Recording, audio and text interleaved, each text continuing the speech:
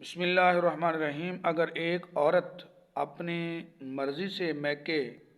چلی گئی تو کیا اب شوہر کو اس کو نان و نفقہ دینا ضروری ہے؟ تو اس کے بارے میں مفتیان اعظام ارشاد فرماتے ہیں کہ ایسی عورت جو شوہر جو اپنے میکے میں اپنی مرضی سے چلی جاتی ہے وہ نافرمان کہلاتی ہے۔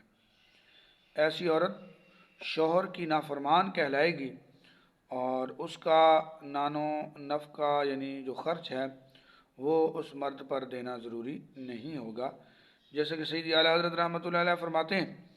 کہ عورت کا نان و نفقہ کے شوہر کے یہاں پابند رہنے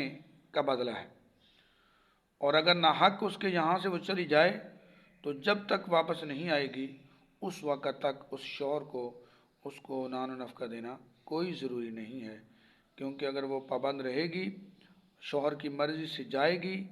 تو پھر اس پر اس کو خرچ دینا ضروری ہے، اس کے علاوہ اس پر کوئی خرچ دینا ضروری نہیں ہے۔ تو اس لیے ہمیں چاہیے کہ ہماری جو خواتین ہیں جو اپنے گھر والی ہو گئی ہیں، شادی شدہ ہو گئی ہیں، بچوں والی ہو گئی ہیں،